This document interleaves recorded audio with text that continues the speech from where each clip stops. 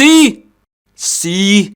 See? See? This is why I'm a nobody in this space. This is why I'm one dopey piece of shit. And this is why no motherfucker has a clue I exist. And this is why I get shouts of being underrated and deserving of more recognition pretty much every fucking day.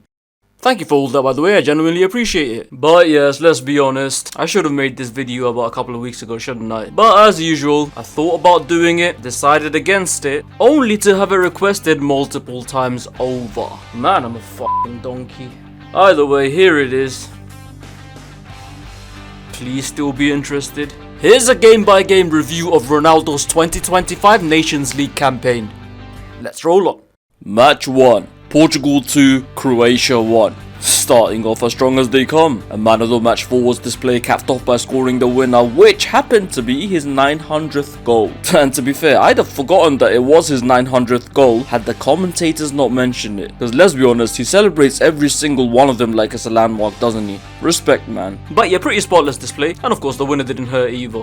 Match 2, Portugal 2, Scotland 1. He only played one half, he only needed to play one half, coming on after the break to take a trailing Portugal to victory, causing danger from pretty much the off and ending it by scoring another winner. And by the way, for you half-lives who claim CR7 is holding back the younger forwards on the bench, watch his performance in this game, because like I said before, with the way Portugal play, they need a number 9 who is much more brain than brawn. One who knows when to drop off, when to get in the mix, has already made his mind up before the ball comes to him, and hence can link up play without interrupting the flow of the game. And younger and quicker players be damned, no one in that team does that better than old man CR. And if you need any more clarity on anything I said there, well, check this out.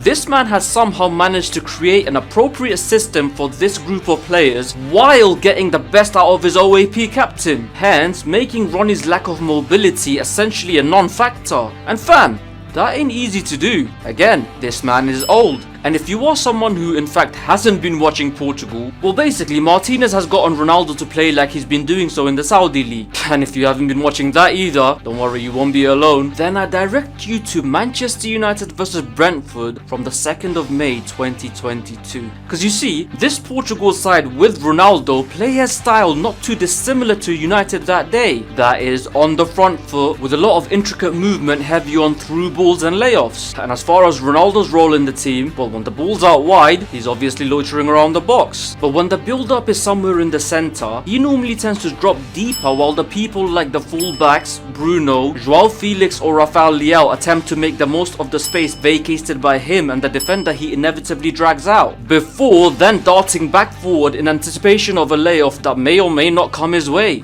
All this at 39 years of age, which again is really old.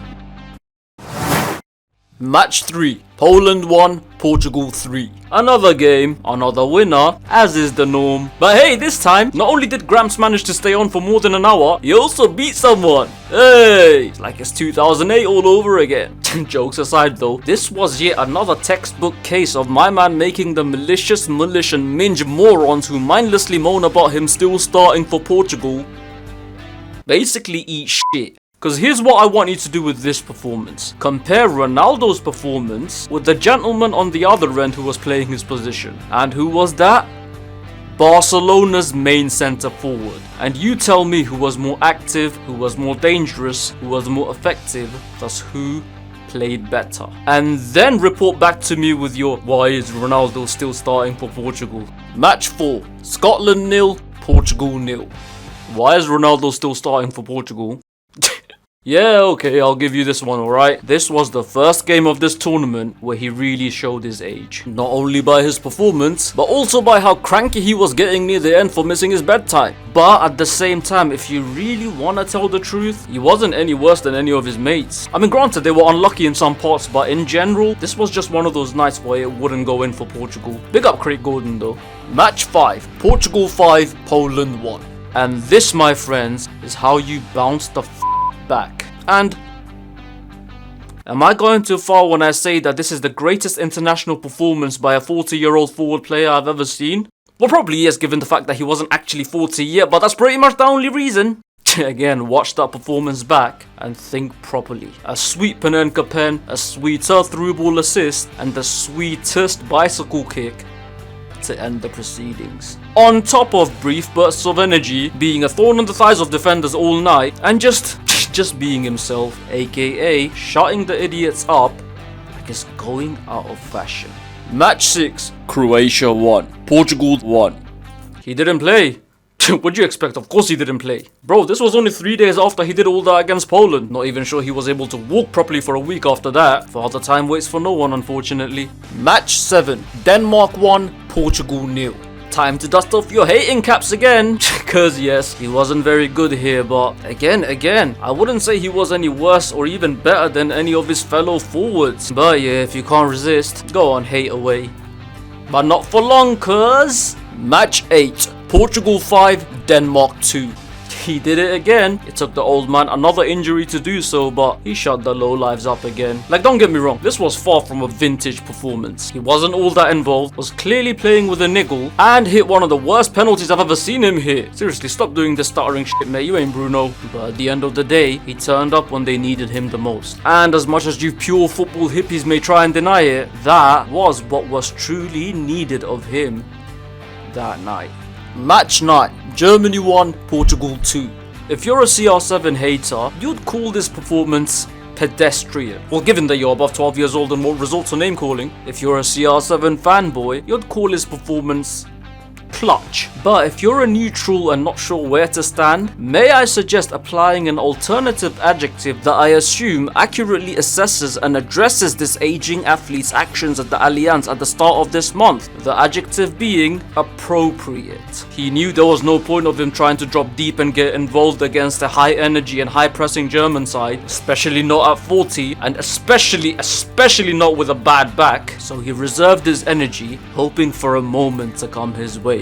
And ultimately, that's exactly what happened. The goal wasn't a worldie, but nor was it a coincidence. Understand. Match 10. Spain 2, Portugal 2. Similar type of performance to the Germany game, but updated for two main reasons. Number one, he was involved in both of Portugal's goals this time. Believe it or not, he was more crucial to Mendes' goal than you probably realize. I mean, granted, this brother was basically Superman that night, but he still couldn't have put that away had there not been the required space created by Ronnie's movements. Sorry kids, but that's just how football works. And two, he was more active in this game too, even closing down players on occasion. And this is the kind of thing that always gets lost amongst all this toxicity. Please realize that this 40-year-old man played in an international final, scored in an international final against his country's biggest rivals, was involved in both of his side's goals, was also running around and dispossessing players less than half his age, and when it was all said and done, brought another trophy home for his people. Again, if you're over the age of 12 and you can't appreciate that, you're either someone who just hates him, or brother, you've got serious fucking issues that needs addressing. What? Maybe both. I mean, yeah, they both kind of run together, don't they? In a way. Yeah, probably both. Now, as far as where I'd rank Ronnie's latest Nations League campaign amongst every tournament he's played in with the Portuguese senior team, I'd say either second or third. And I won't tell you what number one is in case you haven't watched it. Go and watch it. But for me, this tournament is on par, if not slightly below Euro 2016. And yes, I know he had better stats here or whatever. But man, if you do a proper game-to-game breakdown of his performances in that Euros in France, trust me, you'll see. He was crucial. He was the key. How the fuck has this tournament been reduced to Ronaldo only playing well in 2 games?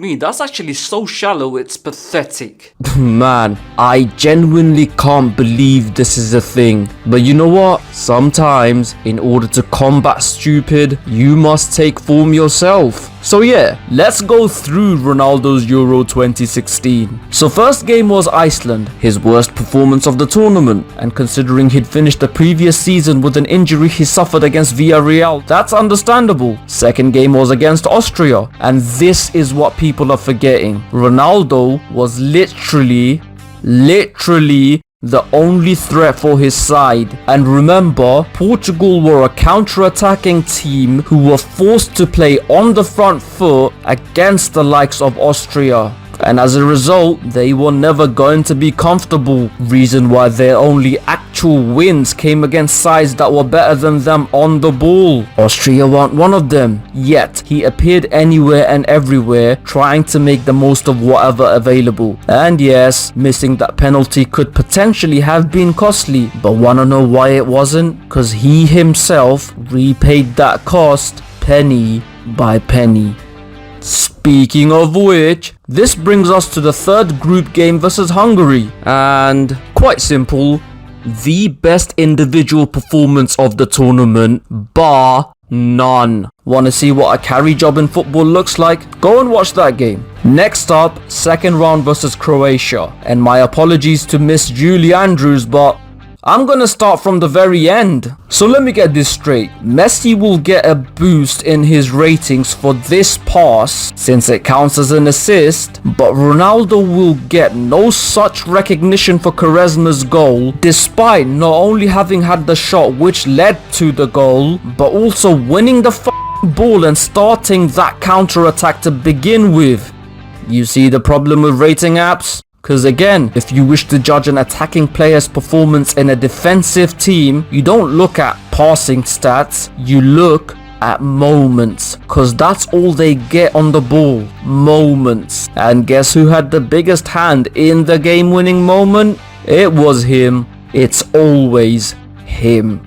But staying on passing stats for a bit, now we have the Poland game, and despite his team still having less possession, not only did he complete the most passes out of any forward on either team, but also the most key passes out of any player on either team, and that too against a very informed duo of Arkadiusz Milik and Robert Lewandowski. Next please. And next is Wales in the semis. Again, man of the match performance, not much else to say. Which then brings us to the final. And yes, he went off hurt. Though he did spend the subsequent 2 hours hopping around the touchline like a drunk man trying to teach you how to cross the road from the other side. But you know what? If you are a Messi stan watching this who throws around this stupid overrated tournament shit, pay close attention to this next bit.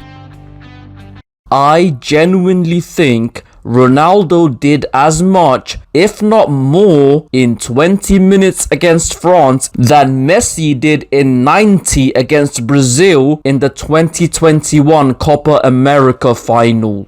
Honest to God. And while you obviously don't have to agree with that take, if you wish to throw around terms like overrated and carried, just try and make sure to do so objectively. Because personally, I don't think either individual was carried. And well, as is proven in his latest tournament outing with his country, he is still crucial, he's still very much the key. Because my man, he is who he is for a reason. He is one of the all-time greats for a reason. And as much as I may not care all that much for Portugal, it's always nice seeing CR7 get his hands on silverware. And well, long may that continue as long as possible.